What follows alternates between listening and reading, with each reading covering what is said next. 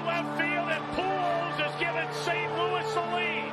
A dramatic, towering 3-run home run. Murray out of the pocket. 7 seconds. 6 seconds. Murray hits it downfield. It is. Oh, it's caught. It is caught. DeAndre Hopkins. Kevin Durant way outside. Delivers. Kevin Durant from downtown. It's a 6-point game.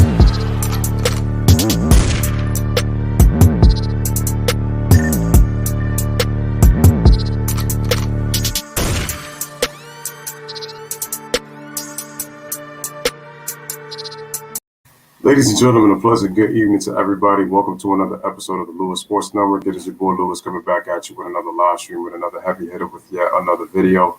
You guys know the deal. As always, as we always say on the channel, smash that like button. Make sure to hit that subscribe button. Make sure your notifications are turned on. Make sure you guys are sharing this on your social media platforms. I truly appreciate it. Good evening to the people who are already here. We already got 3 people watching. Again, I got a special guest. One of my homies, appreciate him for coming through as a guest. My man Rio Martinez. Mario, salute to you, brother. How's it going, man? Are you ready to cook on this topic, bro?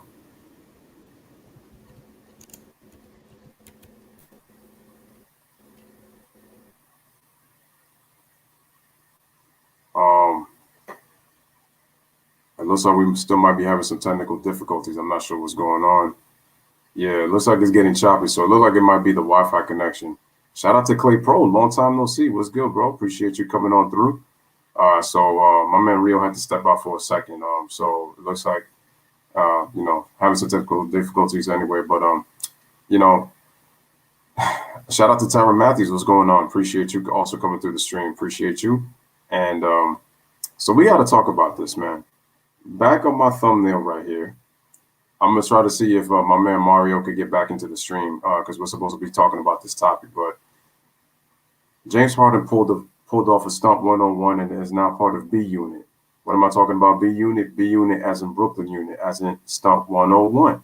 Yeah, I know the song Stunt 101. Y'all know what I'm talking about. All right. Shout out to Tomoko in the building. Appreciate you.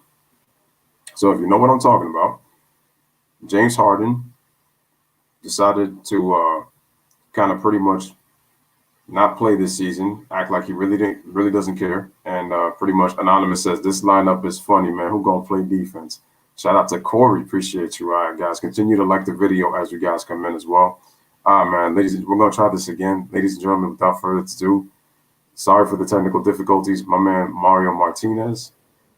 Yo, what's good, Rio? What's going on, man? Welcome to the stream, man. I don't know what's going on with this Wi-Fi tonight.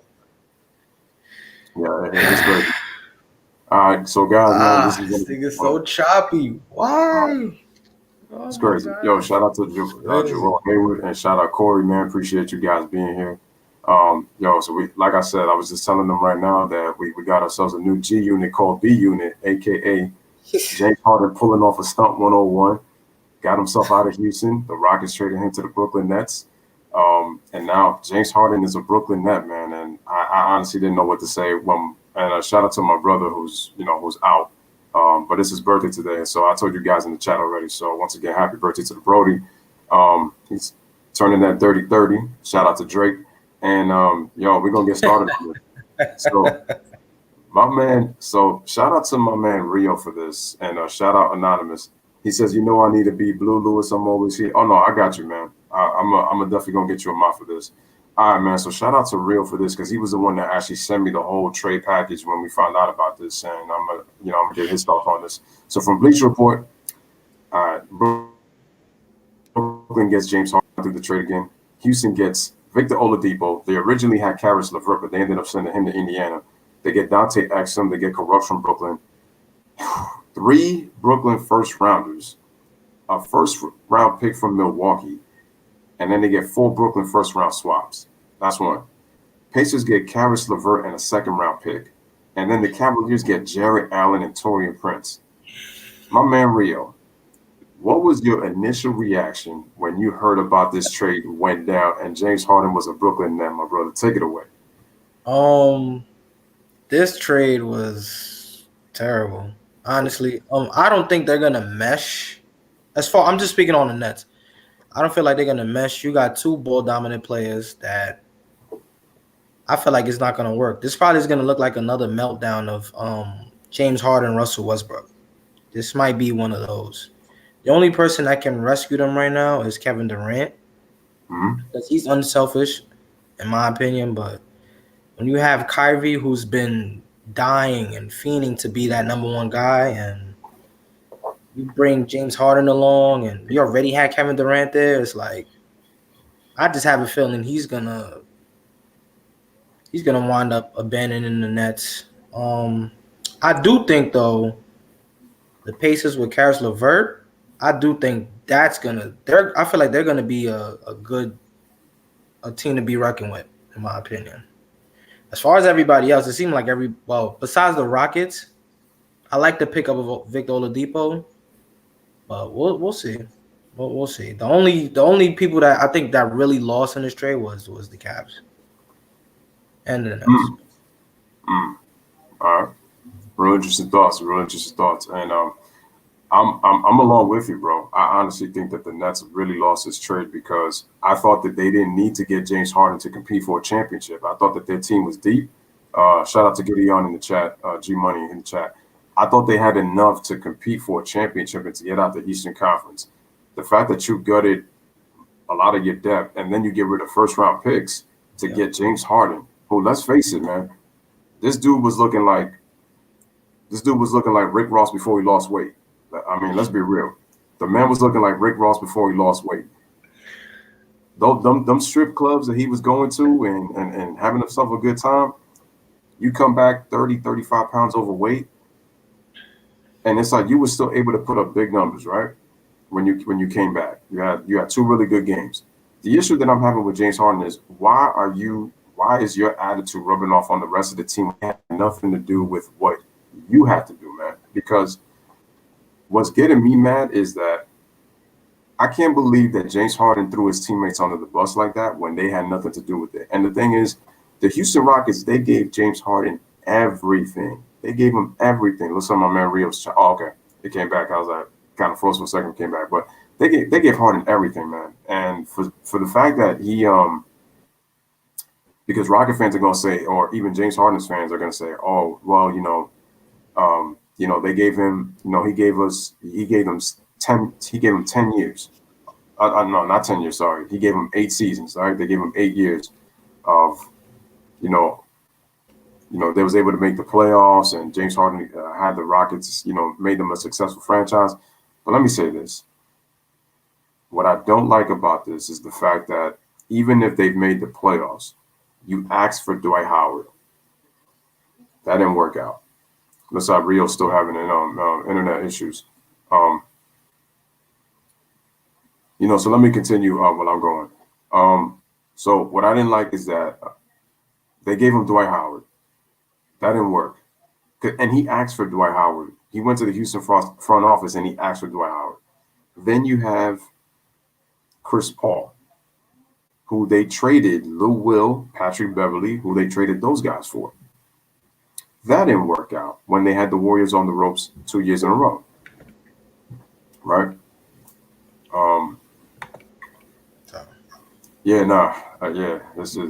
This choppy bit is crazy. It's one of those nights, man. I don't know what's going on. Yeah, it's crazy, man. We're just gonna have to bear with it. But anyway, like I was saying, man, you had Dwight Howard. That didn't work out after he had his problems with Kobe. So you get CP3.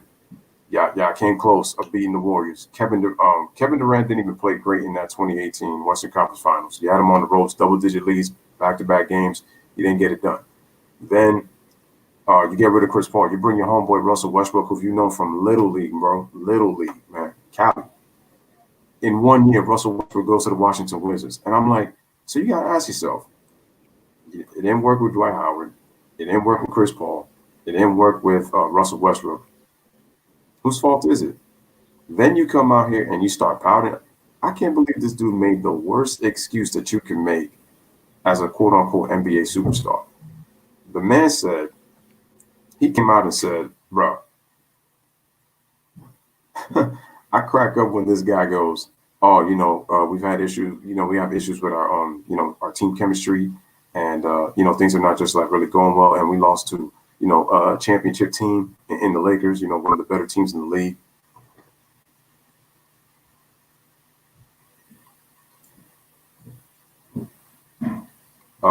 And it's just a mess. Let me just look into the chat real quick while Real tries to come back.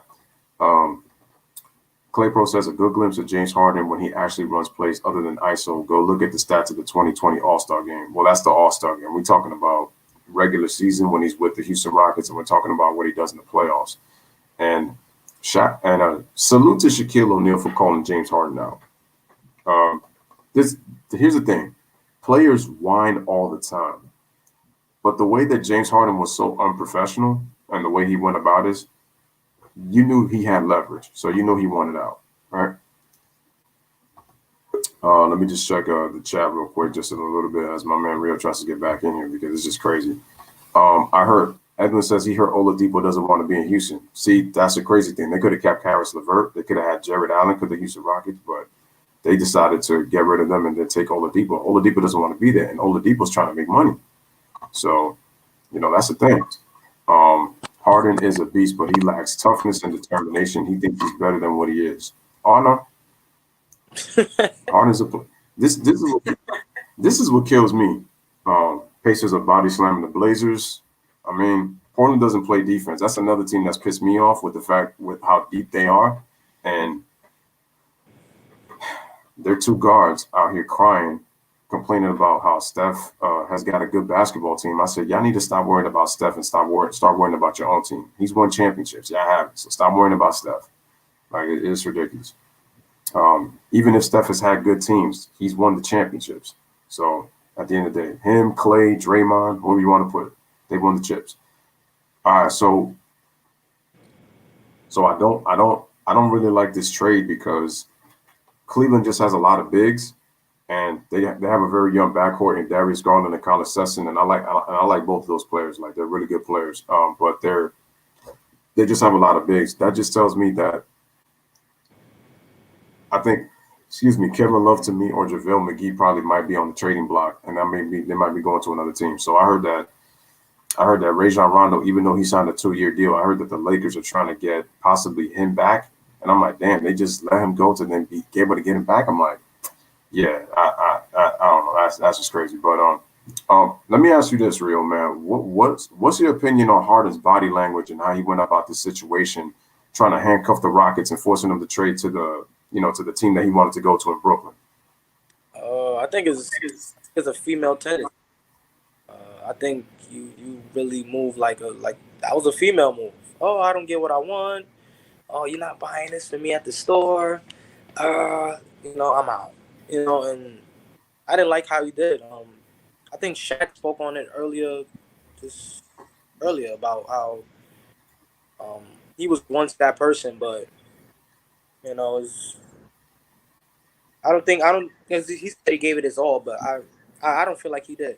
I feel like he gave up. He didn't give DeMarcus Cousins or John Wall a chance to see what they're capable of, especially both of them coming back from. One is coming back from injury. I think DeMarcus Cousins coming back from injury, right? I'm not too sure. Yeah. He's coming back from the ACL that he suffered, and I think it was over the summer when he was doing summer when he was playing pickup. There you go. I think it was. I believe Houston was a solid team. Like, I think they could have did something, but Harden was just like Daryl Morey's out, Westbrook's out too, and. It's like he didn't even give it a chance. He waited 9 games. You gained like 35 pounds, looking like Mark Henry. It's like, you know what? I'm just gonna get up. So it's like it's messed up. Like, I didn't like how he did that. And now for some reason he's gonna since he got what he wants, it's like the NBA is gonna push that narrative to Brooklyn Nets, Lakers finals. Like, don't be surprised, whoever's in the chat right now. Don't be surprised. Even though I highly doubt it, because I can't see it. I feel like a lot of Eastern Conference teams are better than Brooklyn right now, despite them having this 3-headed monster. I mean, you made a lot of great points. I mean, they have this 3-headed monster, but at the same time, it's like they lost a lot of depth. And one of the things I was saying about this team coming into this season, when Kyrie and KD coming back fully healthy and they're playing together in their first year together, I said Kevin Durant's coming off an Achilles injury. Kyrie is not bad because he's coming off a shoulder injury, and only Dominique Wilkins was the only player to ever successfully come back from an Achilles injury. So I had to see how KD does. And, KD looks like KD because he actually took his time to fully heal. But I said that this team doesn't really play defense. And when you look at DeAndre Jordan is really like a shell of himself right now. I think that Jared Allen, to me, should be starting. He's the youngest center. First of all, you get rid of a player that's averaging 11 points, 10 rebounds, and almost 2 blocks a game, coming off your bench. He was coming off your bench giving you those kind of numbers, man. So imagine him in the starting lineup. And, for him for now, it's like now they don't have a big. So now they got to deal with DeAndre Jordan. And DeAndre Jordan, you already know he's not going to guard Anthony Davis. Like that, AD's going to eat him alive. And what I can't stand about Rick Ross, Mark Henry, whatever you want to call James Harden is, I don't like the fact that you have players to play with, because this is what the bottom line comes down to. You had opportunities to knock this team away when you had Chris Paul get hurt 3 years ago in the Western Conference Finals. You got Kevin Durant go down the very next year. You had a chance in a 2-2 series tie. You had a chance to knock the Warriors out because they had no excuses. And Shaq was even throwing up the numbers in the elimination games, and James Harden wasn't showing up. And that's what I keep telling people. They're like, "Oh, James Harden showed up. Look what the numbers he put." And I said, "Okay, that's great, but what about the fourth quarter? What about when the games matter?" He tends to disappear in big games. This is time and time again with James Harden. And what bothers me is that it's like he doesn't hold himself accountable.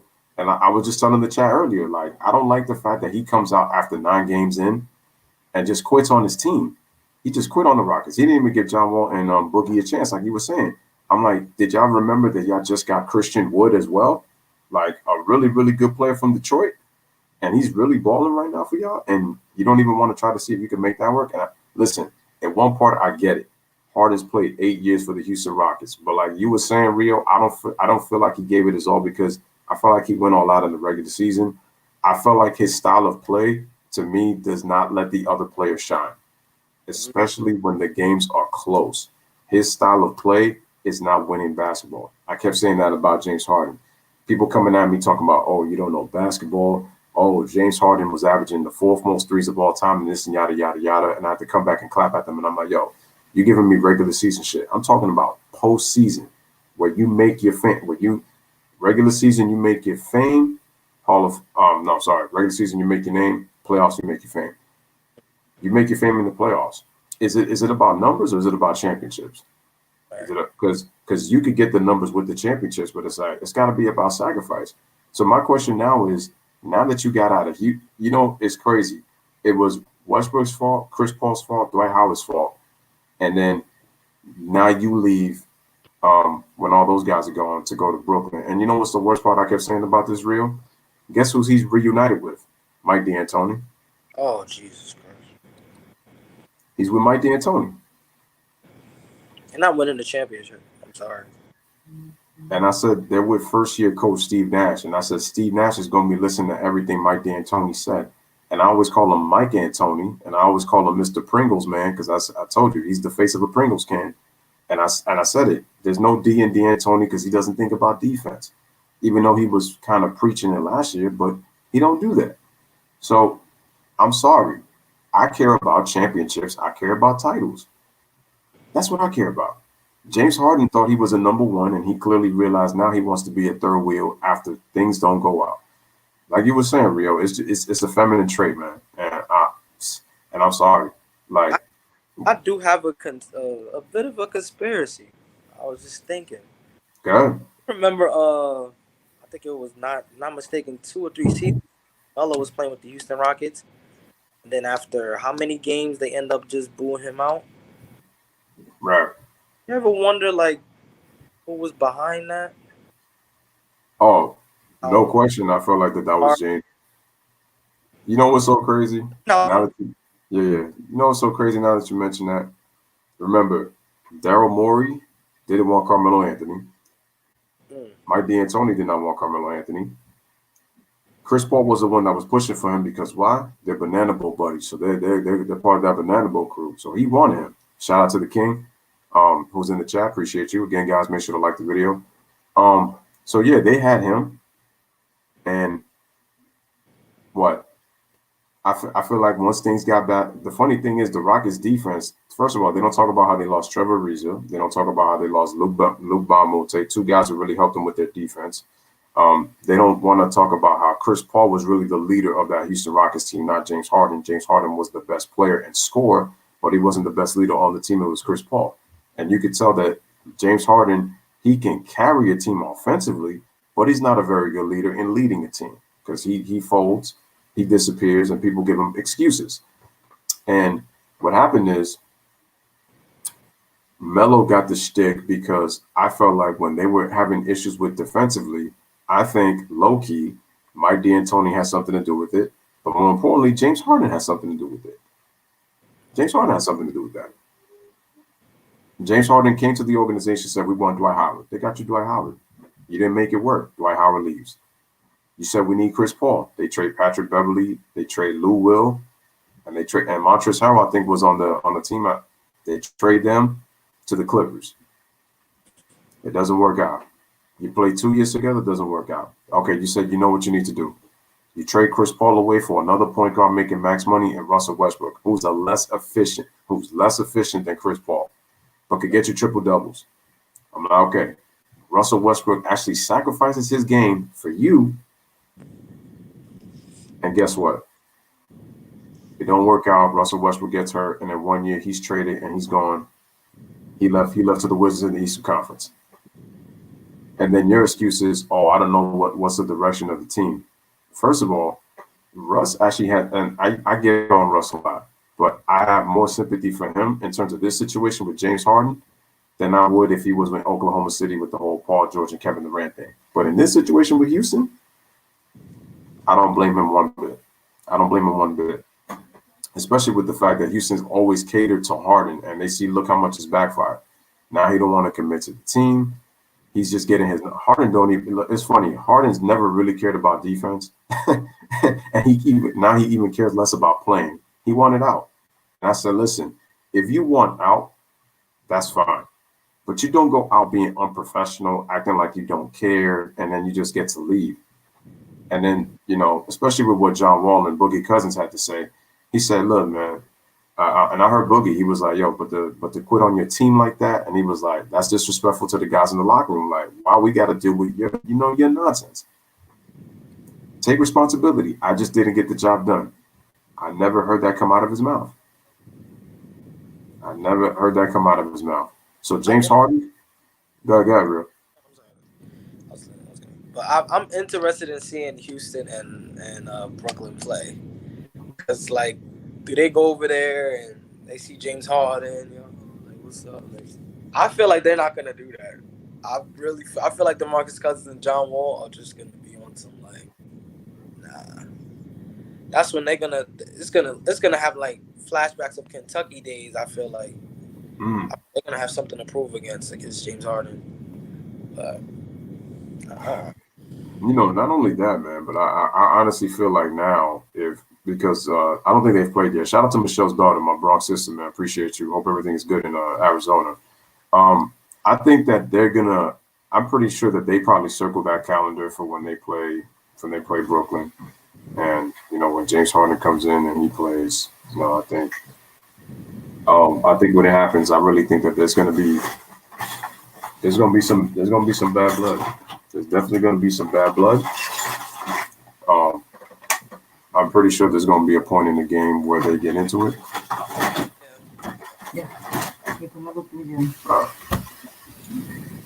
All right, man. So, like, I feel like, there's going to definitely be bad blood, for sure. I think it's going to be intense. I wonder how Kyrie and KD are going to. I wonder how they're going to react to this whole thing because it's crazy. So this is what I heard, and I want to get your thoughts on this. Since we talking conspiracy theories, rumor has it. So we know that Kyrie's he has a personal issue, and from what I heard, they said that he was at his sister's birthday party, not wearing a mask. Kevin Durant said everything is good, and the Brooklyn Nets know why Kyrie's taking his time, so they feel like it's not a big deal because the NBA hasn't gotten on Kyrie. Everybody decided to attack Kyrie. James Harden, for some inexplicable reason, Kyrie goes missing. James Harden is a Brooklyn Net. Now, from what I'm hearing, Kyrie Irving wanted James Harden when reportedly they said that Kyrie did not want James Harden. So my question to you is, do you think a stunt 101 was pulled in the fact that Kyrie Irving kind of left the team a bit for James Harden to come in, and now they say that Kyrie wanted James Harden to be on the Brooklyn Nets, in your opinion? I want to say no. I only say that because we know what kind of player and person Kyrie can be, because Kyrie's very selfish. And I don't think he wanted James Harden there. And I don't think this is a joking matter, but I think Kyrie's honestly dealing with something like mentally. Like, I think something's going on like deeper than basketball, to where like, you notice like he's not trying to like talk to media or anything. Feels like, you feel like he doesn't have any space, like, being an NBA player, this is what comes with it, media and etc. Being famous, Right. being that big name. So I think like it's starting to take a toll on him. That's why he's like, let me take a break from basketball, go to my family's party and wear no mask and not give a F. Like, like just, I don't think he wanted him there, but I mean, who knows? Who knows what these NBA players talking, but he probably could want him there, but I don't know. Because the reason why I say he don't want him there is because Kyrie wants to be number one. Even though Kevin Durant is there, Kyrie wants to be, I'm the leader, I want to be number one. I did it without LeBron. He want to run with that. So it's like adding James Harden is, I don't know, it's kind of, why would you do that? Like, y'all somewhat of the same player. Somewhat. Yeah, well, they have similarities, I want to say. But, yeah. What's crazy to me is that I honestly think that a part of me wants to say, I think it's a yes and no type of thing, because I just feel like the way that these pieces have kind of come together is just kind of makes me think on, suppose, because it's like I said before, you look at this team on paper coming into this season, I just question if they could stay healthy, number one. And then number two, can they defend? Because I said offensively they could score. And I looked up the numbers last night when I was doing the Knicks game. The Nets are in the top 10 in so many offensive categories, and I'm like, they're 8th in rebounding. I'm like, oh, dude, they have just about a championship team, so there's no need to mess this thing up. They just got to get better defensively, and KD, Kyrie, chemistry, one, that's another thing, and then most importantly, they just got to stay healthy. So I said chemistry, health, and defense. I said I call it the CHD effect. They take care of those things. I said the Brooklyn Nets are going to be scary. And I said that they could definitely challenge LeBron and the Lakers out west, for the NBA title. I'm not going to say they're going to win. I said right now I got the Lakers repeating. That's me. But I still think that KD got a chance. I said before I said that they had an opportunity. But now with James Harden gutting the roster, getting him in that trade, I have to kind of question it a bit, because it's like now the Nets don't have size. So now their rebounding to me is going to take a hit. But, I mean, it does give some guys more minutes last night. And I did see some really good play from guys like Bruce Brown. I saw Chris Chiozzo last night. Shout out to Karam in the chat. Who else did I see? Reggie Perry. He was able to provide some minutes. And I saw the Knicks, and I'm like, yo, I get it. I didn't have high expectations for the Knicks. I'm kind of surprised with 5-7. We have been competing. We've been playing hard. But it was like we beat a team that only dressed 9 players, after that Harden trade. So I felt like we would have had an advantage, but, that wasn't the case. But, it's just this is going to probably be the most interesting team in the NBA. Not even LeBron and the Lakers anymore. Because I say that because obviously LeBron is the cash cow of the NBA, and so they're always going to talk about him all the time. But it's like now, if you're not talking about him, you're talking about Kevin Durant, Kyrie Irving, and James Harden. So now the Brooklyn Nets are going to be the talk of basketball now, other than LeBron James.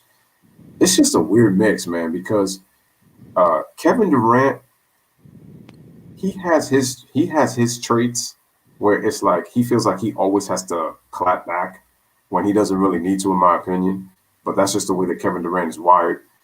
Then you mentioned Kyrie Irving, Rio, where you talked about that. For me, he's got some kind of personality issue going on, and I think for me the battle to me is within himself. So I think that that's what Kyrie's issue is. He has a self-personality problem where he's not. I don't know. I feel like it's just a matter of he's uncomfortable with himself, and then it's like he kind of takes it out on other people, and then he's uncomfortable with pretty much kind of like the people that's around him, in terms of when you choose to be a basketball player, when you choose to play an individual or team sport, you have to understand something. The media comes with the territory. The media comes with the territory. Like it's just the way it is. So you're going to be dealing with that. Now, not everybody's meant to deal with the media, but this is the job you chose. And the way that Kyrie's going, I feel like he's just going to retire in just about like 2 or 3 years, maybe. It might even be sooner. Who really knows? But this is where Kyrie's at. There's just moments where Kyrie's playing basketball, but the way he speaks, it's almost like he doesn't even really care about the game. Like, I don't feel like that.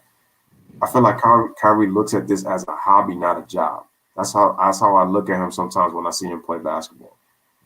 So it's just crazy, man. And, I think that, with the three of them, it's just going to be really interesting. And my thing is, if James Harden can do that to the Houston Rockets, who's to say he's not going to do that to the Brooklyn Nets? If you just saw that fiasco just happen, I'm like, why would you take on that? I'm like, every GM, every organization is watching this shit like, like, so this is who he really is? I'm like, exactly. So you take off the mask and you find out who he really is. And I'm like, Brooklyn, like, better be careful, man, because last year, 2020, was the year clear vision. You saw who James Harden was in Houston. He quit on his team 9 games into the season, even though he's capable of putting up numbers. The one team that I said that I felt like James Harden should have went to was the Miami Heat, because I felt like the Heat, first of all, him and Jimmy Butler would have been good because Jimmy Butler could now just focus on playing defense. Him, Bam, and James Harden would have been a nice trio, a nice team to go against Brooklyn, possibly maybe an Eastern Conference Finals type of thing. I would have liked to see that. I feel like that the culture that the Heat have would have held James Harden accountable, but having him there, his ass would have stayed in shape. Pat Riley's not about that BS. Eric Spoelstra's not about that BS, and it would have been nice to have him there. The problem is, and you talked about this the last couple of years with Golden State, the fact that he's on Brooklyn, are we going back to the Big Three era again? It's like we just had this parody, and now we low-key kind of going back to that Big Three stuff again. Yeah, man, it's like I'm not okay with that, man. So before we continue talking, let me just check in the chat really quick. I do have a 2-part question for you. Sure. Let me just go with the chat real quick, and then you can ask me. Shout out to Karam, was good. And you don't readjust as a team, man. You can't blame the rest for that. That's true, right? That's the thing. That's the thing that I don't like about the players. You can't blame the rest for everything, man. At some point, it's like, what are you doing? Like Shaq said, what are you doing? So can't just do that. No, it did hurt them not having CP3, because what hurt them not having CP3, they didn't have the floor general. CP3 would have had them more organized in terms of their offense. And you would think James Harden being long enough with Chris Paul, he would have learned that. Because like I said, they still had double-digit leads back-to-back. They're making it seem like the Rockets got blown out when Chris Paul went out. No, they still had a double-digit lead. The Warriors only won the game by 9 points. So no way. I'm pretty sure. So, Clay Pro, you trying to become an NBA referee? I gave them 2 titles in 3 seasons. Listen, man. I don't know. I don't know. I said that they had an opportunity to win a championship this year with the dynamic duo with KD and Kyrie. I don't know if they're gonna do it with James Harden now, just because now it's like you gotta have to start over, even though it's only 9 games in. So how much longer is their chemistry gonna take? James Harden is the more durable of the 3 players because he can play a lot of games despite injuries. But like I said, his play style has not been conducive to winning, and he's never really sacrificed for the other guys on the team that he's played with. So it just really doesn't make sense. Harden in Miami would have worked because that would be the superstar they would have needed to get it done to help out Jimmy Butler. Yes. My thing, Yes.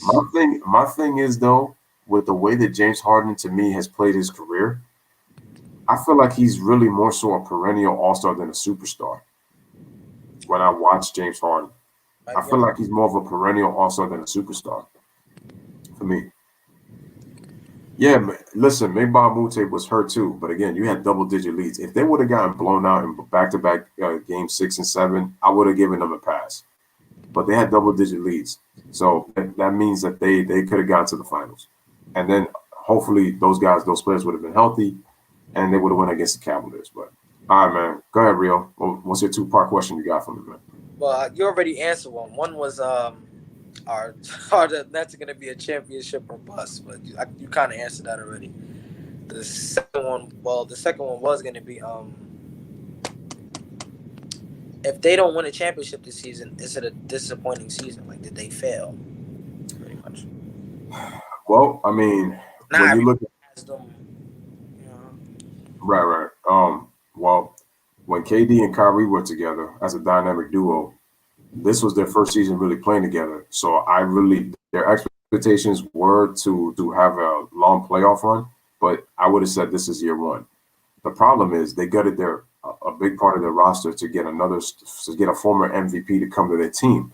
Now what you're doing is that, well, you're basically saying with three star players or three superstars, whatever you want to call them, you've now put the expectations up high because now James Harden hasn't won in Houston. So now you decided to bend the proverbial knee, and now you're trying to be that third guy. The expectations are now is that you have to win. That's what James Harden has done with the Brooklyn Nets. With KD and Kyrie, it wasn't necessarily that they had to win. They just had to develop chemistry and see what happens, like probably most likely in year 2. I said they had a shot because they're in the Eastern Conference. Now with James Harden, you add a third star. Now you have to win, especially with what James has been doing. You already know the media is going to be like, out of Houston, he has no excuses now. So now that puts more pressure on KD and it puts more pressure on Kyrie. Why? Kyrie's been away from the team, and Kevin Durant is looking like he's starting to look like the old KD. So when you factor that in, the media doesn't like KD. The media doesn't like Kyrie. The media sure as hell is now going to hate James Harden now, considering what he just did, and now he's joining those two players. They're expected to win now. There's just there's no excuse because now what's going to happen is even if Kevin Durant, let's say he puts up numbers, let's say if Kyrie puts up numbers, the onus is going to be on James Harden, and now everybody's going to be pretty much held accountable. And also remember this, and I don't like to mention his name a lot, but I'm going to do it anyway. I don't care what anybody says. Now that James Harden is on the Brooklyn Nets, they're going to be looking out there in Lakerland. LeBron, what you think of this? Let's say they play each other in the finals. LeBron and AD beat Brooklyn. Oof. What's the media going to say? They're going to say, oh, man, look, LeBron beat a three-headed monster. He beat James Harden in his prime. Kevin Durant was looking lit, so they beat him. And then he beat his former teammate Kyrie Irving, who he never had a ring without LeBron. And LeBron owns Kevin Durant. And LeBron was whooping James Harden's ass in the West. He came out East and LeBron still whooped him. Forgetting the fact that Anthony Davis is on his team. And what's this going to do? This is going to push the GOAT narrative. And they're going to say, well, it doesn't matter who you put in front of LeBron. I'm like, wait. Time out. Wasn't we just complaining about LeBron and Golden State for 4 years? LeBron went 1 out of 3. Now it doesn't matter who you put in front of him. LeBron's just going not forgetting that Anthony Davis is on the team. Forgetting that AD's on the team. Because remember, they gutted those young players. Lonzo, I hate to say it right now, but he's looking like a bust. LaMelo, in just 9 games, has looked, I'm not even going to say better. LaMelo's looked far superior compared to his brother, Lonzo. Even outplayed his brother. What? fresh legs. Like I just came in. Like Rio, check this out. Check this out. This guy LaMelo Ball only shot what 4-12 from the field in the game. I think it was on Friday when the Hornets played the Pelicans. Check this out. This dude came off the bench and played 25 minutes and had a near triple double off the bench. Lonzo played 36 minutes, and this dude had 5 points, 2 rebounds, and 2 assists. Your brother came off the bench and had a damn near triple double, and he didn't even shoot the ball well. And then I think it was 2 nights later, he's the youngest player in NBA history with triple double, and he shot the ball real well. I think it was 22. I think it was 22, 12, and 11. I think, or 22, 12, and 10, something like that.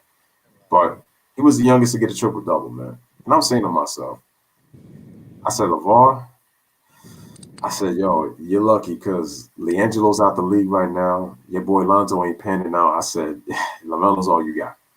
And listen, I appreciate what he's doing for his kids. Shout out to Brandon Nicholson in the chat. But it hasn't worked. It hasn't panned out with Lonzo and LiAngelo right now. I mean, Lonzo's got time, but the thing is, his time is getting real thin now. It's getting real thin because if your brother can outplay you and he's not starting, and you're playing with Zion, you're playing with Brandon Ingram, you're playing with JJ Redick, you're playing with some talented pieces, and you still are not shooting the ball well. You're not getting to the free throw line. The difference between LaMelo and Lonzo, LaMelo's way more assertive than Lonzo is. Way more assertive.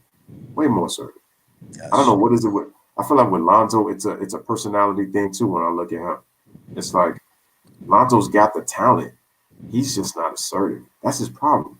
He has the talent, but he's not assertive. He's doing a lot of holding back. Like I don't know what it is. In college, he wasn't like that. That's the funny part. That's what I'm saying.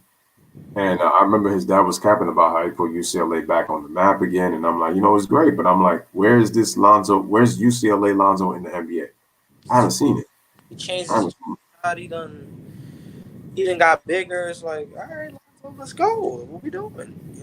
They expect him to be like the modern day Jason Kidd and making all these comparisons. And now it's looking like. Let me ask you this, man. Because I'm starting to believe this.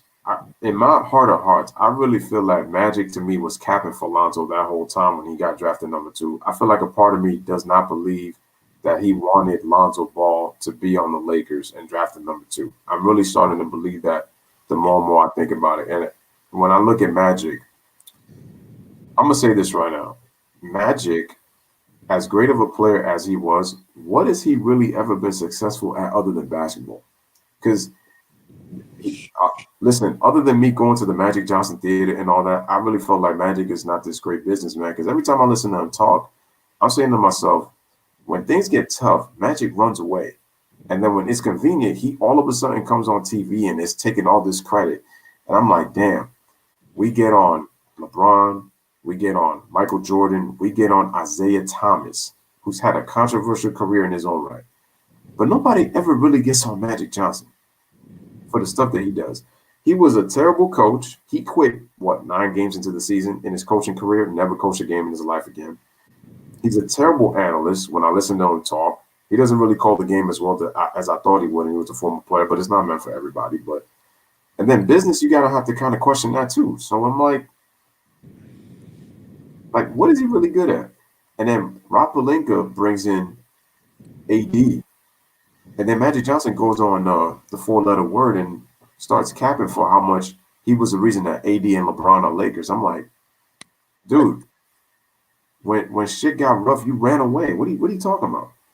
I'm like, dude, all Magic Johnson is, he's a salesman. His job is to pitch for you to come. He puts that unbelievable face and talking all this and talks all that. But Magic to me, it's what LeVar Ball said. Dude, you're just a face. That's what Genie used him for. He's just a face. That's it. That's all he is. So anyway, getting back on topic with James Harden and Kyrie, I just don't see this team, even though they have time, the only people that they can really honestly rely on is one another. I just don't know how that's going to work out. I just don't know. With three personalities like that, I just don't know. Like you was mentioning, Kevin Durant he's really the more willing, unselfish player because he played in Golden State. And I think he was trying to be that in OKC. But Russell Westbrook was, he had this idea of being number one. And so even though they were able to go far, they weren't able to go far enough and obviously win the title. But KD's more willing because he's actually proven to be unselfish playing with Curry and Clay and Draymond. Like he was able to be a more willing passer, became a better defender. I feel like KD's IQ went a notch playing with Golden State, whereas he was to me still playing street ball in Oklahoma City, but he was just a very talented player. And I kept saying that. I felt like he was a street ball player in OKC. Like they just played street ball. When they went to Golden State, he actually got to learn what it was like to be in a system. He learned to play off the ball. Kevin Durant became a better willing passer. KD became a better defender. KD had his most efficient years with Golden State. When it came to efficiency, his numbers slightly went down, and KD sacrificed. When it was time for the playoffs, KD did his thing. But like I said, he's really the only one. I said that Harden-Kyrie dynamic is it's going to be weird because Kyrie looked like he don't want to be in the NBA anymore with what he's got going on. And then James Harden. I really think it's a mental issue, man. I really think something with his psyche, man. I really think so. Yeah. Doing this whole Sage situation and I think the whole George Floyd situation and all that other stuff that was going on during the pandemic, like probably had a big effect on him. Maybe that's what it is, or maybe it's deeper. Who knows, man? Something's been up with him. Yeah, man. I mean, it's just weird because a part of me at one time felt like he was trying to copy Kobe, and then I was like, wait, I was like, and then the more I listen to Kyrie, and then the more I watch his actions, I'm like, I really don't see Kobe at all when I look at Kyrie. I feel like Kyrie is really his own person. I don't hear Kobe saying that the earth is flat. I feel like Kyrie's kind of picked up like different behaviors. And I'm trying to figure out who is Kyrie Irving. I don't know who he is. I don't know who Kyrie Irving is. I feel like he's picked different behaviors from different players. Kobe, LeBron, I don't know who kept, I think Kyrie's struggling now with himself. He's trying to figure out who he is. Like, there's a part of me that says maybe Kyrie's sure of himself. Maybe Kyrie's kind of figured out who he is going to Brooklyn. But then he goes and says that we're still missing a couple of more pieces. I'm like, what's wrong with the pieces you got? Like, I mean, you got the best backup in the league in Spencer Dinwiddie. You got Taurean Prince coming off the bench. You got Caris LeVert. Like, what more do you need? Jared Allen. I'm like, dude, you just have to commit to defense. That's it. And I'm not saying you're going to be the best defender, but, dude, try. Steph Curry sucks at defense, but he tries. You don't try. Kevin Durant played his best defensive years in Golden State. Harden does not play a lick of defense. I got Harden fans capping for the fact that he blocked Luke Jens Dort from Oklahoma City. He get one block, everybody is like, oh. I said to myself, maybe Harden's starting to turn the corner. Maybe he's starting to realize that you need to play defense to win games. And then he goes back and does this petty shit. My man was in the club. No mask, celebrated birthdays. Everybody like, oh man, let Harden live. Let him live his life. I'm like, now he going from the strip clubs in Houston to them strip clubs in Brooklyn, man. And the Houston Honeys is something else, man. But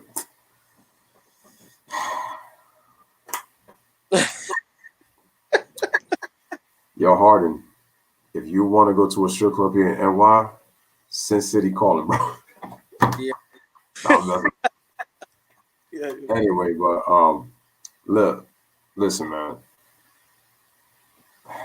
I just hope for Harden's sake, I don't want to hear any excuses because you're gonna be something like PG-13 in the Eastern Conference. It's gonna be another Paul. It's gonna be a Paul George 2.0. And Paul George has actually been kind of quiet lately, but you better show up in the playoffs. I don't know how they're gonna solve their defensive problems, but he's gonna have to. He's got to defend, and you can't come up small. You forced your way out. You got no excuses. And what sucks is because Kevin, KD, and Kyrie are already hated by the media because of their love fest for LeBron. Now they're gonna hate James Harden even more so now because he always got a lot of passes when he was in the West with Houston. It's because I kept saying that he was not a threat to LeBron. Now that he's in the Eastern Conference and now the Nets are picked to go to the NBA Finals, there's no excuses. And I said it before, if you don't think that that they already have enough hate, just imagine if they don't win the NBA championship this year. Just imagine. And that's the thing, like this is a New York team, like it's gonna be brutal. We're hard on our players as it is. Like you seen what Carmelo Anthony had to go through. Like just imagine. Oh man, it's gonna get bad. It's gonna be no. No. I'm telling you. And as Charles made a great point. my man said. My man Charles said they went from the splash bros to the dribble bros. Yo, you know how many 24 shot clocks is gonna like? Oh, them turnovers are gonna be due to shot clock violations. And those are gonna be so predictable. It's ridiculous. Like isolation. It's gonna be what? The dribble. Oh my god. Oh, 5 seconds. Yeah, man. You know what's funny? And the funny thing is, before Kyrie got injured 3 years ago, he was actually really learning how to really play team basketball. And once he got hurt, and Boston went to the Eastern Conference Finals without him, he comes back, and then he's picking up all this petty behavior that he learned when he was in Cleveland, and then showing poor leadership and then acting like he didn't care because Boston was not one of his first choices to go to. That's when people started to really question if he's a leader or not. And then you go do this shit. Now that you're doing this, it's kind of like, what do you expect the media to say?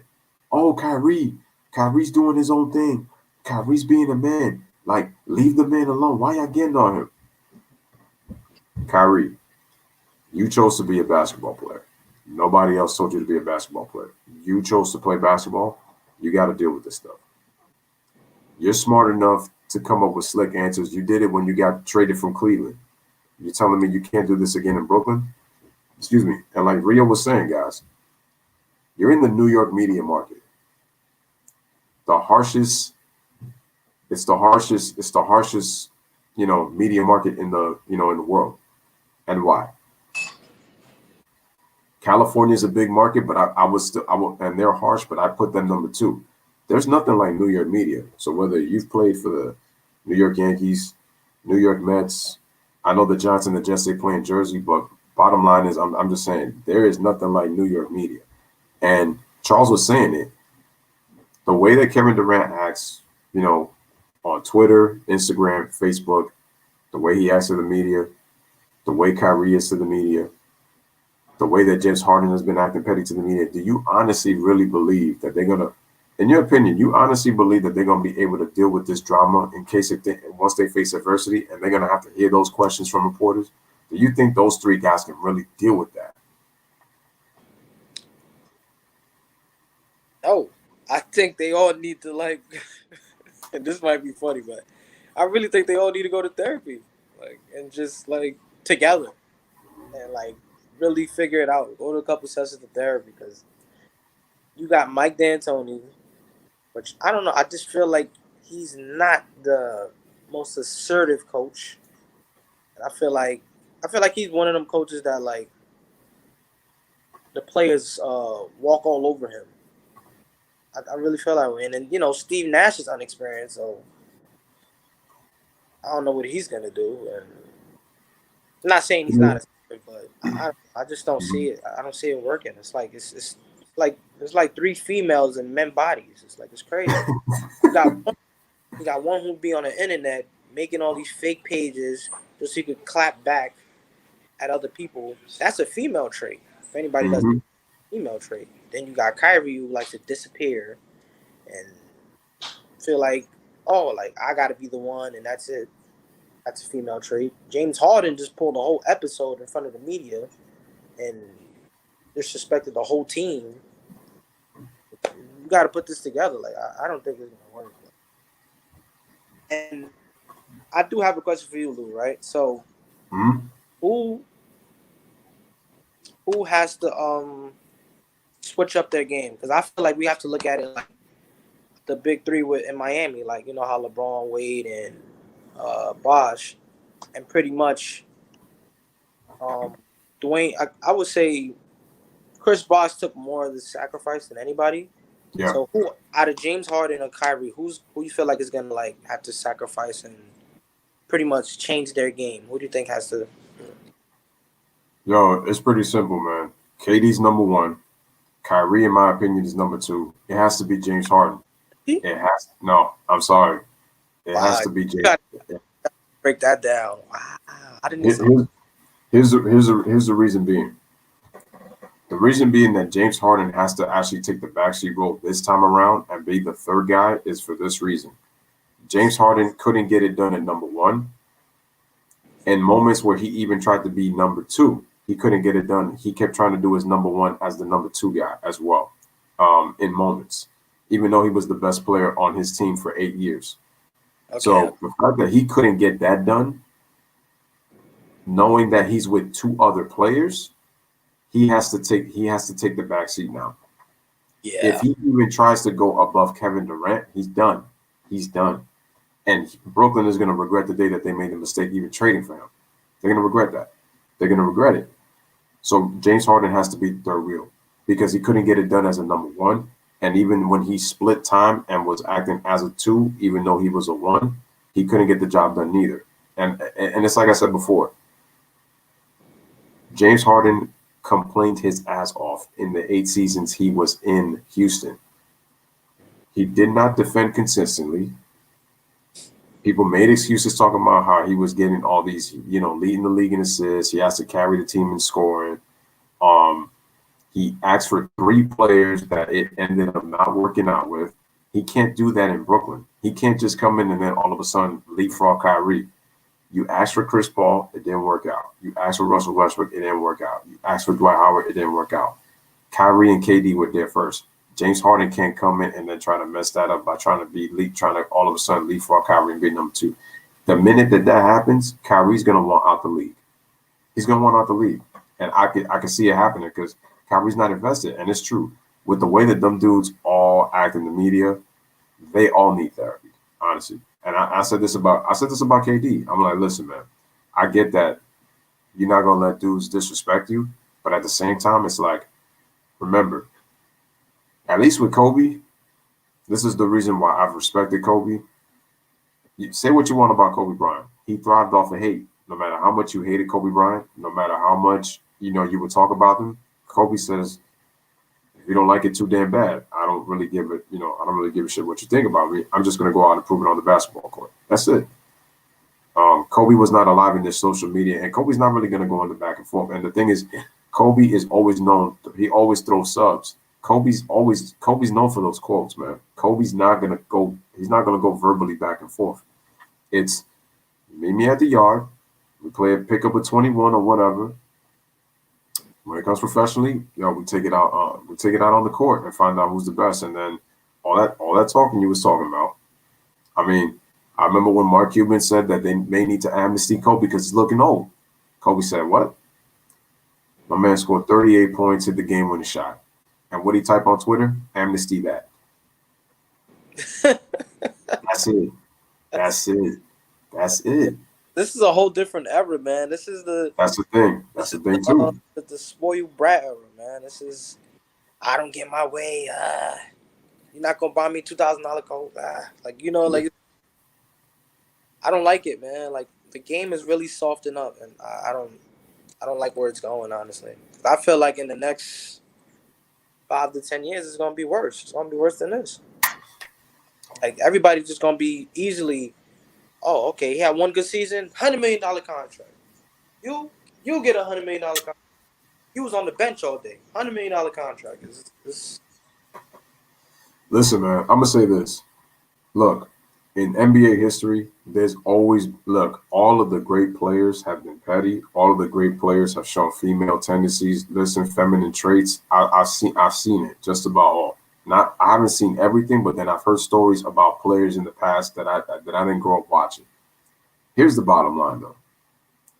The issue that I'm having is I feel like when it comes to competition, when it comes to going out and competing, I really don't see that in today's game like I really thought that I would.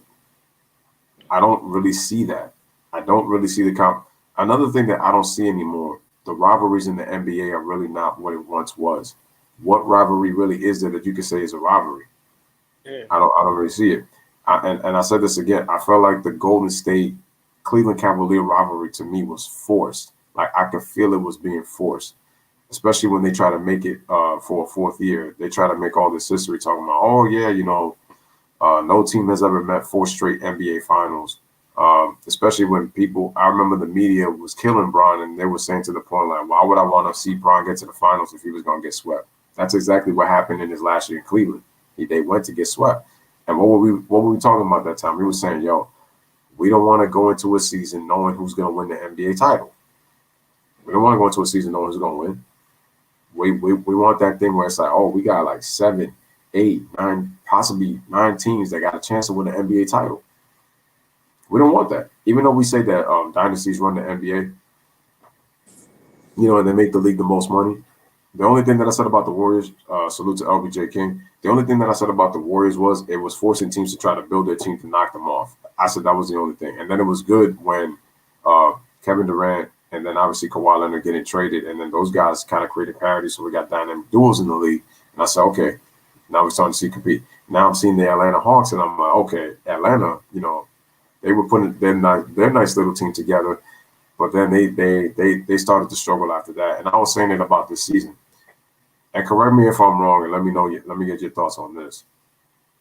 I just feel like the quality of basketball, considering what COVID-19 is going on, the fact that there's no fans, and I feel like that hostile environment, I feel like that extra factor is missing.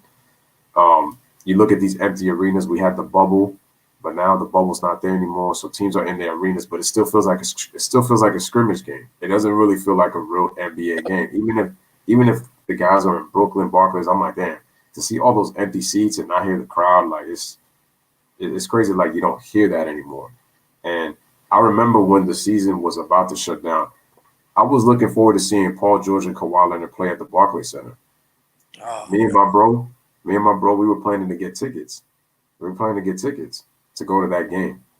And it got shut down from when I was trying to do the OKC Utah Jazz game. And it got canceled because of what happened with Rudy Gobert getting COVID, some of the Jazz players getting COVID, and that shut down. But it's like a lot of people are now. Another problem that's going on is, I said it before, and let me get your thoughts on this, Rio. How can you be the best player in the NBA, but nobody's watching you? Like, how can you be the best player, but the ratings are not reflecting your greatness? Like, when you're great, people are supposed to watch you. Like, they're gonna watch you no matter what. But nobody's really watching you. Nobody's really watching you, and the product as a whole is bad. And and I don't want to bring politics into this, but it's like what I've been hearing is that a lot of people have kind of been turned off by this whole Black Lives Matter stuff, like what's going on. And it's like, I feel like the whole politics thing, getting into the sports, have kind of, people don't want to they come to sports to get away from that. But it's like, people are kneeling and, doing the national anthem. And what I found out is the ratings have been pretty terrible pretty much this entire season. And they've been just pretty much bad every single game. Just about. And it's like nobody's really watching. So I got to say to myself, oh, wait, before I go, Rio, let me get your thoughts on this, man. Check this out. So I was looking at the YouTube video by Bleacher Report. This is what a YouTuber said in the comment section. He said, James Harden faked his way to being the Rockets' savior when he was holding them, when he was really holding them back. He said he forced the Rockets to create a system that completely revolved around him. He also says he's a great scorer, so he put up big numbers. It looked like he was the only one doing anything. That's we call that smoke and mirrors, ladies and gentlemen. In reality, his play style didn't really give anyone else room to do much of anything. You can't win big games or win a championship with that level of dependency on one player. It's not sustainable. Kobe Bryant came out and said that James Harden's style of play isn't going to win him in the playoffs. James Harden did not even listen to him when he said that. And Kobe is supposed to be one of his favorite, grew up watching him. Kobe Bryant knows that experience, and he realized that he couldn't win like that. Once he got trying to be a great scorer, once he got that out of his system, he wanted to win. Because he was trying to prove he could try to do that. But when he realized he wasn't winning, it wasn't fun. Then he says, look how things fell apart with every other star that went there. It's because his style has zero room for anybody else to shine. I'm a diehard Houston fan on everything. But this is something I've been screaming about for years. This is a Houston fan saying this. Houston fan. I've always hated the way we play with Harden, and I couldn't be happier to see him gone. Drops mic. Damn. That comment right there was a mic drop. Ladies and gentlemen, that right there was a mic drop. And I see you guys talking in the chat, but I know that G Money, he tends to do this all the time, man. Once we mention that, he goes back to 2018, 2019, Toronto this, and it's like, I'm not going to get into that because it just gets repetitive over and over again. So, Rio, listen into that. Listen into that, what that gentleman just said right there. And I've said this for years. People get mad at me when I say this. I said, as great of a regular season player that James Harden is, James Harden in the playoffs, that play style isn't going to get you to win a championship when the refs stop blowing that whistle, because they're not going to give you the same calls that you get in the regular season. Those free throws, they're not going to give you the same calls. That's number one. Number two, what he fails to understand is once they take that away, are you going to do other things to help your team win? So do you have any intangibles? Like, are you going to play defense? Are you going to get key rebounds? I'm not asking you to get 12 rebounds a game, but I'm talking about do things that don't show up on the stat sheet, but they actually have an impact in winning basketball games. James Harden doesn't do that. You score the basketball. They're praising you on averaging, 35, 36 points a game. That's his PER better since Michael Jordan. But guess what? What are you going to do in crunch time moments? What are you doing in the last 5 minutes of the game? What are you doing in the last 2 minutes of the game? Last 1 minute of the game? 50 seconds, 25 seconds, 10 seconds, 5 seconds. I'm talking about the total package. And guess what? James Harden's game does not elevate in the postseason. You cannot fool me with the numbers you throw at me. I don't give a damn what you do. You can tell me, oh, James Harden showed up 28. Nah, man. No. I've watched basketball too long for you to try to fool me about the numbers that you do. LBJ King, I am not a Rockets fan. I'm just talking about James Harden. I'm not a Rockets fan. I'm not a Rockets fan. No, James Harden has not come up in big moments. He just hasn't. That's and Rio, would you agree with me? I want to get your thoughts on this. Would you think that a lot of us tend to be prisoners in the moment? We take stats at face value and never really take the opportunity to look deep into numbers. And then because of that, sometimes people get emotional when they're like, don't you see what he did? Look at the numbers he put up. I was like, okay, that's easy, but how did he get his points? Like, what did he do in the game that got him his points? Like, are you going to go into deep in terms of how he got it? Because highlights are going to show one thing, but the whole game is going to tell me another. And I'm like, well, you didn't watch the whole game. There's a reason they call it highlights for a reason. The highlights aren't going to show you the whole game. They're just going to show you what that player did and how he was. The highlights are going to tell me, oh, yo, Brian, James Harden, oh, he dominated. Like, you see what he was doing out there? Like, you see, the whole game is going to tell me another. And that's why I said that there's numbers within numbers, man. shout out to Meek Mills. There's levels to this, man. There's levels to this. And that's what dudes don't want to do. Like, would you say that? Like, people just kind of tend to get emotional. They don't want to always look deep. They look at things at face value, and then they just come up with their conclusions from face value instead of always looking deep into numbers. Yeah, I definitely agree with that. I think a lot of people just definitely be in prison in the moment. Myself personally, I wasn't because I remember I think it who won first. I think it was Russell Westbrook, then James Harden ended up winning MVP. It was Russell Westbrook Yeah. first, Harden, right?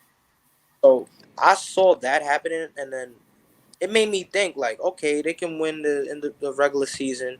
I'm like, I just want to know what's gonna happen in the playoffs. But then it almost seems like it's kind of like I don't want to call it a curse, but a lot of players do this. Like even in football, prime example when Tom Brady or Peyton Manning won MVP in the regular season, but when they got in the playoffs, they end up losing.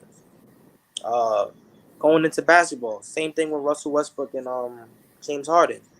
Oh my God, they had the greatest season, this and that.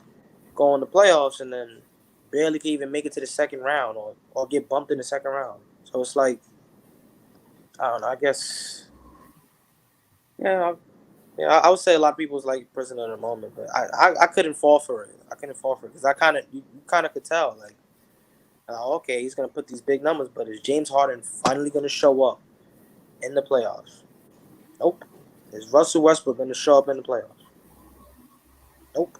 So, And here's my issue with Russell Westbrook. Russell Westbrook issue is, and like I said, Russell Westbrook. I say this all the time on this channel. He's a dynamic talent. I love Russell Westbrook in terms of what he brings, in terms of his tenacity. My issue with Russell Westbrook is, as hard as he plays, he doesn't always play smart. At the same time, also, I feel like I don't always get the intensity on the defensive end that I do from Russell Westbrook, because the thing is, all I hear is, look at the amount of triple doubles that he puts up. Look, Oscar Robertson put up triple double numbers on much better efficiency than Russell Westbrook ever has done in his career.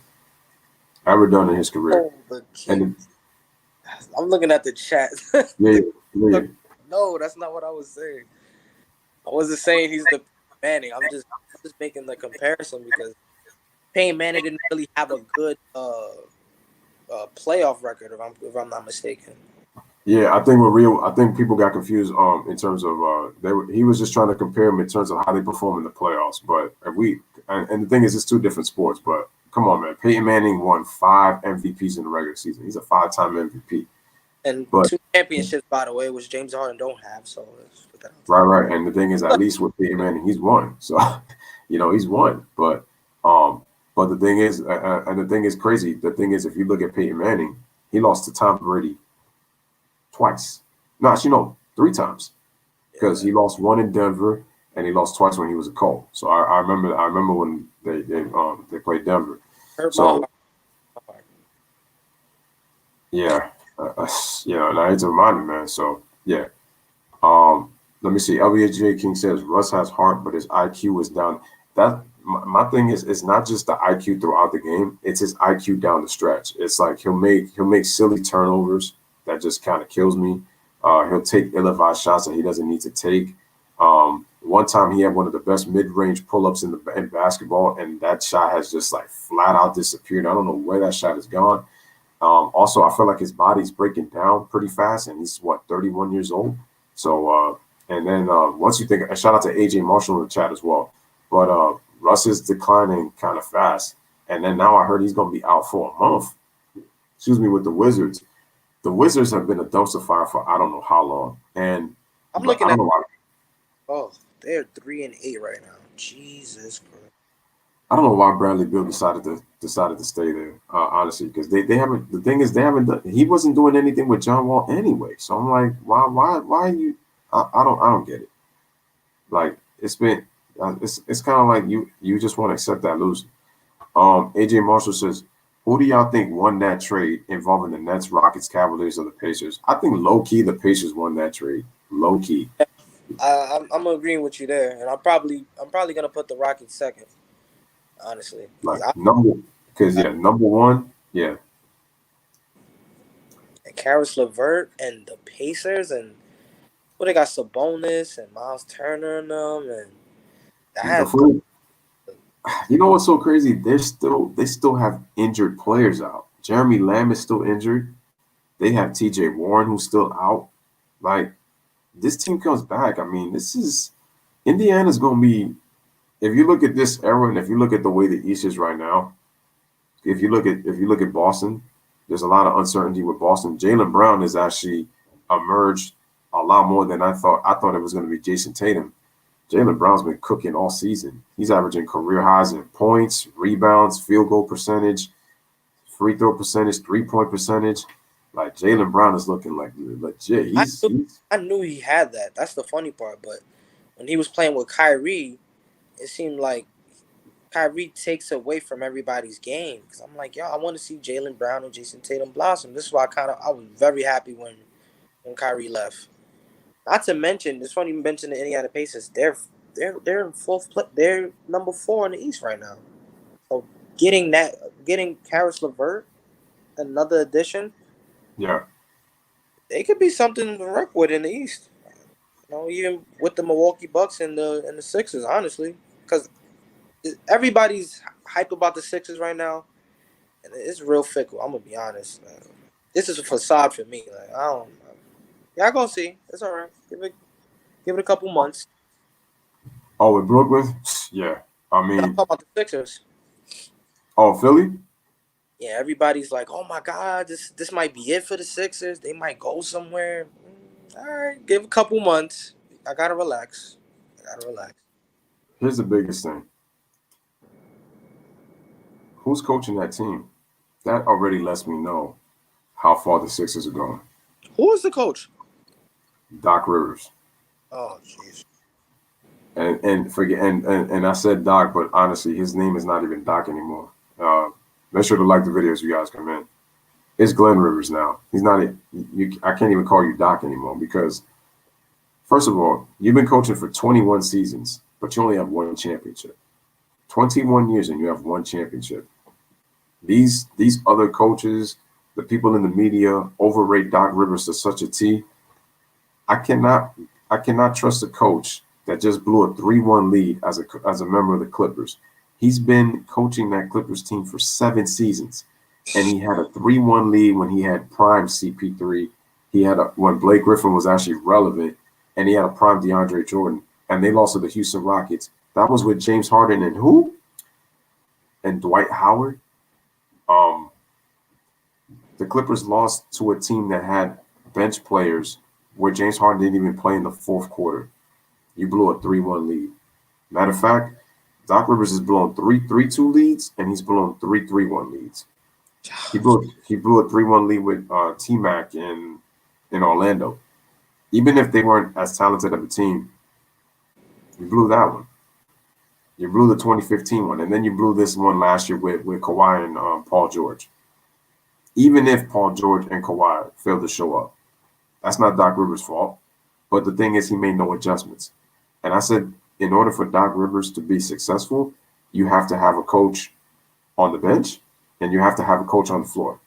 He had Tom Thibodeau on the bench, and he had Kevin Garnett on the floor as not only as the communicator, but as the emotional leader with the Boston Celtics.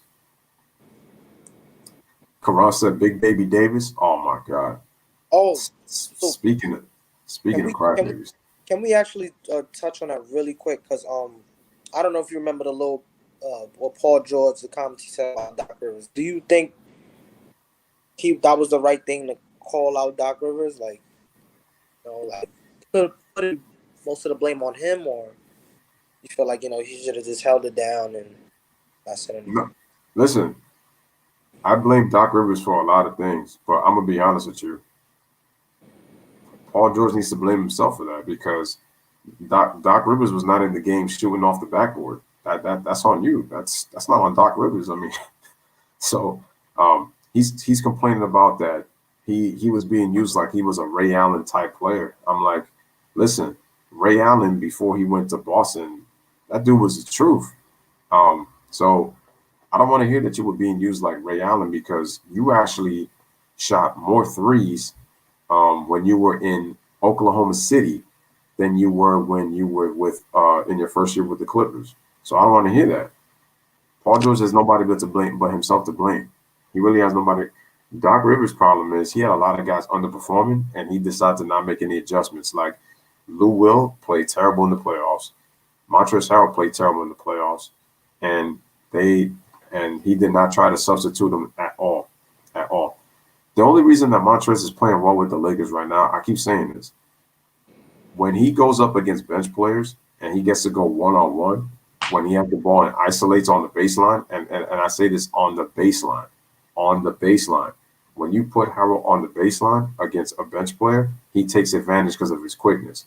But he's not a jump shooter. He's not really a jump shooter. And like I said, he thrives on pick and roll. But if you tell him to really do, he doesn't even like to defend the pick and roll. If you can exploit that, Montrezl Harrell becomes an overrated defender, and then he becomes kind of useless on the basketball court. And he's a good player, former Sixth Man of the Year. But I'm saying, like, when you watch Harrell, you can exploit that. You can exploit that easy. But with Paul George, he has nobody but himself to blame. Kawhi Leonard took responsibility. Why can't Paul George? And that's my problem with Paul George. If you look at him the last couple of years, he's underperforming a big playoff game, and he has an excuse every single time. Dame Lillard hits a shot on him. Oh, it was a bad shot. Why don't you try taking the ball out of his hands so that he don't get a chance to shoot? Make somebody else beat you. You got beat by the best player on the team, so that's an excuse. You blew 3-1 to the Clippers. You were saying it was a championship season. Then it's like, now this season is not defined by a championship. First of all, if you never said that in the beginning of the season, I would have cut you some slack. But you said this was a championship season. Then you go back and say, oh, it's not defining as a championship season. You can't backtrack. And that's what Paul George is doing. So that's why he can't come out and start blaming Doc Rivers. Basically, that's tells me you don't hold yourself accountable. And check it out, Rio. Who got all the blame for the Thunder losing to the Blazers? It wasn't Paul George. It was Russell Westbrook, because they attacked Russ pretty much for anything. Yeah, that's true. And part of it is Russ's fault, but at the same time, Russ is getting hate pretty much on the regular. So Paul George knew what he was doing when he teamed up with guys like Russ and Kawhi Leonard. He knew those guys were going to take the blame, but it's like the more they see Paul George, and the thing is also Paul George runs his mouth and he doesn't focus, and he's always in the media all the time. So the fact that he'd be on social media, I mean, he was like, don't compare me to James Harden. I'm like, but James Harden's not the one that shot an air ball, in a game 7. He's not the one that shoot off. They call you backboard P because that's what you shot. You shot right behind the backward. You didn't even brace rim. So that's his fault. So Paul George got nobody to blame for himself. He just doesn't like to hold himself accountable. And that's what I'm seeing with James Harden in this situation in Brooklyn. I feel like this is going to be another Paul George type of thing. It gives me similarities. Put it this way. This year's Nets are kind of a reminiscent of last year's Clippers. That's what I'm seeing, right? That's what I kind of see right here. It's just less depth because the Clippers were deeper last year than they are this year. Actually, no. The Clippers they're a little less deep, but I think they're still deep enough. But what I'm saying is, in terms of the drama, you're looking at the 2021 Nets are reminding me of the 2020 Clippers of last year. I'm getting those kind of vibes from them. Poseidon says Lou Will gets locked down in the playoffs because you simply can't street ball in the playoffs. But I said this about Lou Will. Lou Will, to me, plays street ball. Like, he could score off the bench, and I get all that, but I feel like that dude really lacks IQ when it comes to the playoffs. And it's true what G Money says. If we really use the eye test, he really don't, man. He said Paul George becomes George Paul. Like I said, there's a reason why he called himself Playoff P. I'm like, Playoff P. I've heard Playoff PP. I've heard Way Off P. I've heard Backboard P.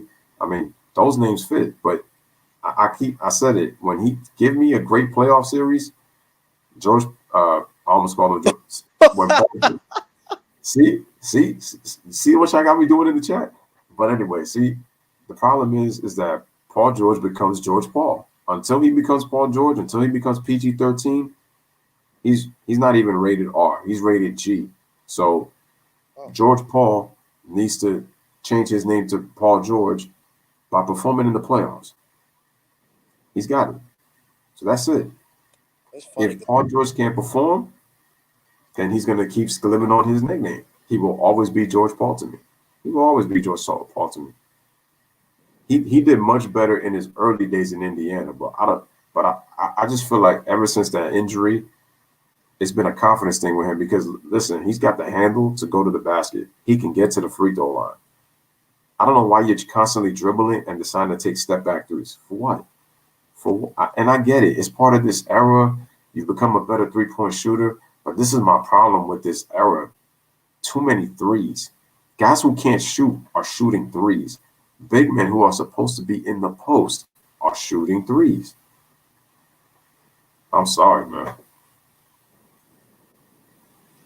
Paul George is all famous when he retires, so yeah, he's fine. What? That's fine. Man.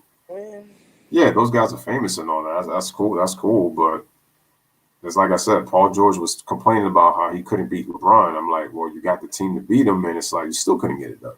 You couldn't even meet LeBron in the Western Conference Finals. So you can do it. And this was the bubble tournament. And this is another thing that I can't stand. I hate the fact that all of these players complain about how kind of difficult it was and how they didn't have their families around. I'm like, y'all travel all the damn time during the season. Right. Y'all go to strip clubs during the season and even in the off season, whatever your business is. Like, I don't understand all of a sudden it's all difficult. Like, people like us, we're around our families just about pretty much all the time, unless if there's some families that we don't get to see often. But y'all living the life. Y'all chose this. Y'all drive on, y'all fly on private jets. Y'all got all the cars. I'm like, yo, I get it. Y'all don't get to see your families like all the time, but it's like y'all already don't do that regularly when you guys play. So this thing about the bubble, I said, let's face it, nobody really wanted to play. Some people did, but not everybody wanted to play. I got dudes saying that they didn't need to cancel the season. Oh, that's another thing I got to ask you, real man. What's going on with all these injuries, man, and this COVID protocol that's like really killing, and all these games getting postponed and stuff? What's your thoughts on that, man? I'm not gonna lie, like it's starting to. I think they might need to switch things up. I'm gonna be honest, because I think I don't know if players. I think maybe some players. Any players caught COVID yet? I'm not too sure. I haven't really been keeping up because there's been quite a few players. I mean, there's been players on the Jazz. I know Zion Williamson has some health and safety protocols. I'm like, wait, does he have COVID? I'm like, great. I think they might go back to the whole bubble situation, but I think they may need to do it in like different.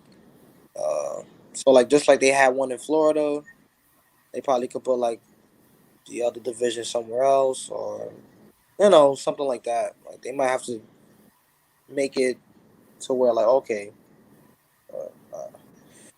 I don't like it, man. Honestly, it's either they do that or they just shut down the season. Because people were saying that with the amount of injuries coming, I mean, check it out, man. It's Spencer Dinwiddie tore his ACL, so he's out for the year. Yo, shout out to Pedro Walker in the chat. Again, guys, make sure to like the video. There's that. You've got players sitting out with COVID. You got games being postponed because other players have gotten they've gotten COVID and on the health and safety protocol. So it's like now guys are being in and out.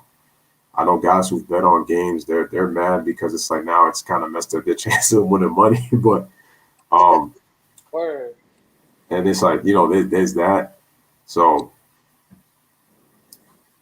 no, and it's like, I know the King says because of the pandemic, they probably didn't want to leave their family more than anything. Oh, that's another thing that was kind of bothering me too.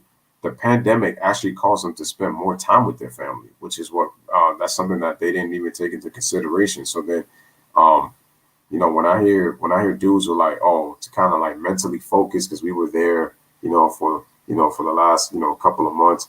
And I was also saying like, but when the playoffs started and it was the second round, some family members actually got to be there with you. So I was like, it couldn't have been that bad, unless you talk to your families like, oh, don't bother even coming to the bubble and all this. It, it was just weird. Um, it was just weird. So, and I just said that it really just doesn't feel like basketball right now, which is just crazy. Yeah, yo, Bruce Brown, I'm telling you, I was doing the game yesterday. Yo, Bruce Brown, that kid is pretty good. I gotta admit, he did a pretty good job getting rebounds. Um, Anonymous says KD is given the chance to be great. If KD can de-Wade this, the Nets could be right. This is really on KD's legacy. Oh no, it's not just on KD's legacy. This is on KD, it's on Kyrie, and it's on James Harden. It's on all. He has to what? He has to. Well, what are you talking about? Somebody said Katie what? Let me just go back. Oh, Katie has to be Dwayne Wade. Oh. Yeah. Well, and basically, No, I think that one of the other players should be that, because Katie has to be LeBron in this situation. well, My opinion. yeah, but no. When we look at this, if we're going to compare it to the Miami Heat, you have to ask yourself, guys, you got to ask yourself this question: who is the best player on the Brooklyn Nets? Because remember when we said about the Miami Heat, who was the best player on the Miami Heat? It was LeBron James. He was the best player on the Miami Heat. He just didn't want to step on the toes of Dwayne Wade because it was Wade County. That was part of it. Not only so it was like not only that he didn't want to step on Wade County because remember, LeBron was actually the difference in Miami winning and losing because he didn't play up to par in 2011. Dwayne Wade said that I have to take a step back because you're the best player on this team. So he let LeBron lead. In this case with Brooklyn, Kyrie and James Harden can't do that. The best player on this team is Kevin Durant. So Kevin Durant is the LeBron James in this situation. Kyrie Irving is the D Wade of this situation. And it's crazy to say, but James Harden Have to be Chris Bosh. Wow. he has to be CB. He has to be. I'm sorry, he has to be. He has to be. If they're gonna win, James Harden can't do that BS because look, he already had his opportunities and he screwed up. So James Harden to me is done from that point. If he even tries to be number one, it's like what we were just saying, Rio. If you misbehave like that to people who had nothing to do with that, if you misbehave like that and you act like you don't care, you can't do that in Brooklyn. You can't do that with the Nets. First of all, with New York media, and then you're dealing with two personalities like KD and Kyrie. If things begin to go wrong, it's no mercy. It's going to be no mercy from these people in the media. No mercy. Because remember, it's kind of like what Verduni was saying in the chat.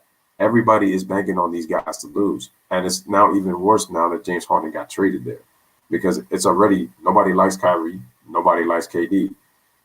What's the common denominator? It's LeBron James. That's the reason they don't like him. So now you add James Harden, they're not going to like James Harden either. They won't because now he becomes a threat to LeBron if the Nets make the finals because now he's on this team. That's why they have to win. It was for Brooklyn, it was like, let's see if they can make a deep playoff run and possibly get to the NBA finals. But now it's with James Harden, they have to win because that's the way it is. So we have to see how more the chemistry is just going to be really interesting. It's just going to be really chemistry. It's going to be really, really interesting, man. No, LBJ King, and I'm gonna shut down the stream in just a little bit anyway because it's like got to get ready for work and stuff like that. Up in like 5 hours. So. It's all right. Yeah. So like meant to do this earlier, guys, but like I said, man, life troubles and is crazy. But got to thank Rhea for coming through anyway and was able to even do the stream and just talking basketball and got to get on this football. I did actually even wanted to do football talk anyway for this upcoming weekend because so let me just look real quick. Anonymous says you're right. So further proves my facts. So what I mean, can KD lead his team to play defense? Kyrie now that vibe is that vibe that Harden's going to feed in. The crazy part about that is that James Harden could use Kyrie as a scapegoat, believe it or not, because with the way that Kyrie's behaving, James Harden could use that. That's why I said that I feel like Kyrie needs to change his attitude so that Harden doesn't get no pass for that. It's going to be a failure if they don't win. That's why the Brooklyn Nets, they got to win this year. I don't think they're going to win, to be honest with you. Yeah. I think the Lakers are going back to back. But this is the reason why I said that I don't think they're going to win, because you put that amount of immense pressure. KD's coming off an Achilles injury. Kyrie just came back from shoulder surgery. James Harden now acting like a prima donna, and now he comes to this team. And I told you, the Lakers, it's going to be LeBron, and now it's going to be the Brooklyn Nets. Harden, KD, Kyrie. That's the way it's going to be. It's like an episode of Bad Girls Club, man. This is crazy. It's gonna be soap opera, man, every single time. It's gonna be soap opera every single time, man.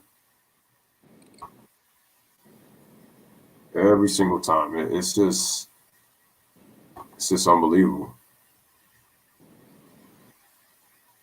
It's so let me just ask you these last two questions, man, and then we shut down. All right, man. So considering what's going on, do you really feel like now Harden has to be on his? Do you feel like Harden has to be now, most likely now, on his best behavior? More than ever. And I gotta ask you, how do you think they're gonna pretty much?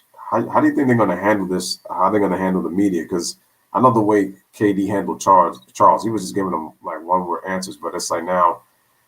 How does Steve Nash and Mike D'Antoni, how are they gonna be able to deal with this now? Because they got three personalities. Because Mike D'Antoni, he's been a pushover when he has to deal with superstars he can't control. Steve Nash was different because he was a more willing listener. That's not been the case with the other guys that he's coached. So I'm wondering how to be able to deal with this all season long. So what was the first question? Oh, I was saying that with Harden, I said, does he more than ever have to be on his best behavior? And then how is Steve Nash and Mike D'Antoni gonna be able to deal with this all season with those three? I would say yeah, because you made yourself a fool. Honestly, he just made him like a diva, and now it's now the Brooklyn are a target. So now nobody's not really paying attention to the Lakers right now because the Brooklyn Nets kind of put that target on their back. As far as your second question, I don't think they're going to be handled. I think this is going to be a disaster. This is going to become a disaster. I don't think those egos, unless Kyrie and James like really sit down and be like, I'm this kind of player. Hey, you know what? I'm going to stand down and you take, this is your team, blah, blah, blah. Like, if they really have that conversation, then they can go far. But I don't see it happening because they all big-headed. They all have ego. So it's like, I don't think it's going to work. I give it 2 seasons. If they don't talk, if they don't like build that chemistry, if I give it 2 seasons. I give it, of course, this season and the next season. After that, they're gonna end up doing something with Kyrie, and possibly James. And it wouldn't surprise me if they break the entire team up. It wouldn't surprise me, but I give it 2 seasons. If they don't build that chemistry and show, okay, we only want one thing, we want a championship. If they don't change that, if they don't change that mentality and sacrifice, which is the word sacrifice, and I'll give it 2 seasons, and it's over. All right, and let me just read this comment real quick, and then I'm just gonna put my little snippet, and then we close. Poseidon says if the Nets get 1 ring, I think it's still a failure. You know what? I think so too, and the reason I say that is because they're gonna say that, well, Kevin Durant getting a ring, Brooklyn had never won anything, and KD got it, finally gets him that, championship in his first fully healthy season. But here's the thing. When you're talking about greatest of all time, and when you're talking about guys who've won championships, it's about how many can you put on the table.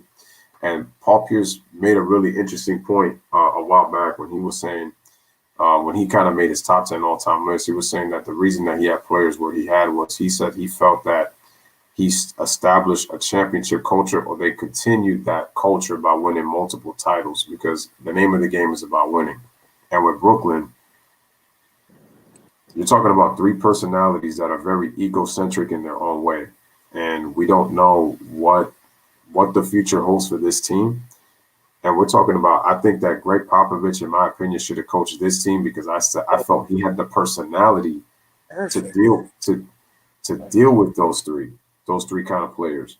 Kind of like a Phil Jackson in a sense, because Greg Popovich is that maestro that he's not going to let you get away with stuff. Like, he will call you out when you're doing something wrong. I mean, I saw him call a timeout when Kawhi committed his first foul. Like, that's how committed this guy is. And it was just on the first play of the game. So on the first play of the game, they called a timeout. He sacked Kawhi Leonard and then put him back in. Like, that's Pop, man. And so and I'm gonna just close with this. The Brooklyn Nets better be careful. That's all I'm gonna say. They better be careful. KD's gonna have to lead this team. He has to be the leader. KD's not known as a leader. He says he doesn't want to be a leader, even though he says he wants to be the best player, number 1 guy. Kyrie Irving has to be on his best behavior and be the Robin to KD's Batman. He has to be. And James Harden, you decided you weren't going to make it work with John Wall, DeMarcus Cousins, Christian Wood. You decided to act like a female. You decided to pout your way out. You decided to come out of camp. You skip training camp. You come into camp out of shape. Your ass better get in shape now that you're with Brooklyn now, because there's no excuses now. There's no excuses. You don't get it done, I don't see this lasting long. And like Rio says, they're going to have to blow this thing up. And he's giving them 2 years max. I'm going to say a year and a half. I don't even know if it even makes it to year 2. I'm not mad. So you saying like what? Like next February deadline, like trade deadline or something? I'm going to give this a year and a half. I don't think it makes it the full 2 seasons, man. I really don't. I really don't. Okay. And I hope that Harden fanboys open their eyes and realize that your boy, James Harden, as much as I want to give him credit for what he's done for Houston, keeping them in the mix in the playoffs, and I got to give him credit for that, because I'm not going to sit here and act like James Harden is not a great player, because he is. I'm talking about when it comes to winning basketball. That's all I'm talking about. It's the same way I get on Russell Westbrook.